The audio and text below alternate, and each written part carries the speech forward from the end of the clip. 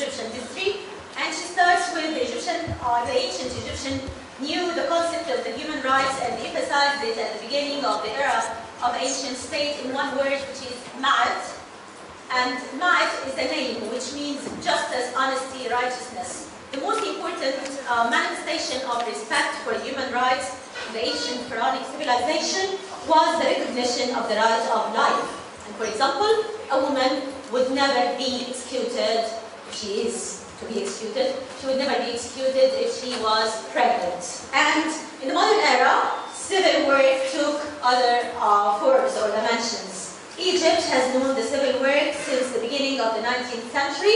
The first NGO was established in 1821 in Alexandria and was named the Greek Association, after which many associations and organizations were established in different parts of the country, such as Misr Association for Research in History and Egyptian Civilization in 1859, the Knowledge Society in 1868, Geographical Society 1875, Islamic Charitable Society 1878, the Coptic Charitable Endeavors in 1881. And when the 1923 Constitution acknowledges in Article number 30 that Egyptians have the right in assembling and forming associations, these societies increased in number from 159 associations in the period between 1900 and 1924 to 633 associations between 1925 and 1944. In the 70s, the number of NGOs exceeded 16,000 NGOs that work on several files: maternity, childcare, family affairs, elderly, groups of social needs, cultural services, the development of community, care for the imprisoned rights, the People's Friendship Associations, Women's Associations, organizations for business, men and women, environmental compensation, and many other different areas. Human rights organization again and again. Nevertheless, the idea of establishing human rights organization as they are known nowadays came to light in 1983 with the establishment of the Arab Organization of Human Rights, the parent organization from which emerged the first Egyptian human rights organization, which is the Egyptian Organization for Human Rights, that fostered many lawyers and social activists who eventually established several organizations in different branches of human rights, such as the rights of women, children, prisoners, workers, peasants.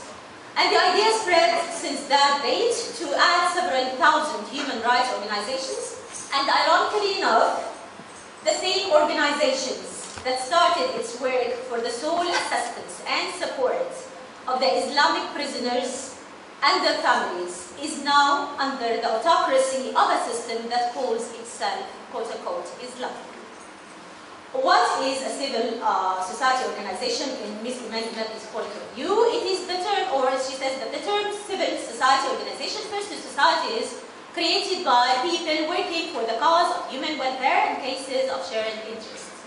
Civil society includes everything that is not governmental, such as labor unions, professional unions, charity organizations, religious organizations, foundations, associations, sports associations, animal rights organizations, to name a few.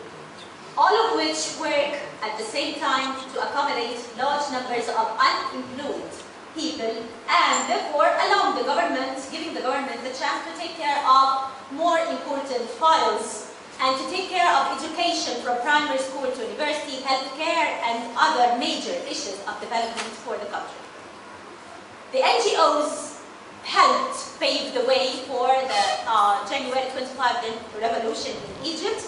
These organizations, which have effectively been working for 30 years by now, employ thousands of people, men and women, who contributed directly or indirectly to educate citizens, uncovering the facts about political and social issues, which they were ignorant of, and supporting them to obtain the rights. And for example, in the meeting of the Council for the Federation of NGOs, March 2004, they focused on the following projects. 1, set up the database of NGOs in Egypt.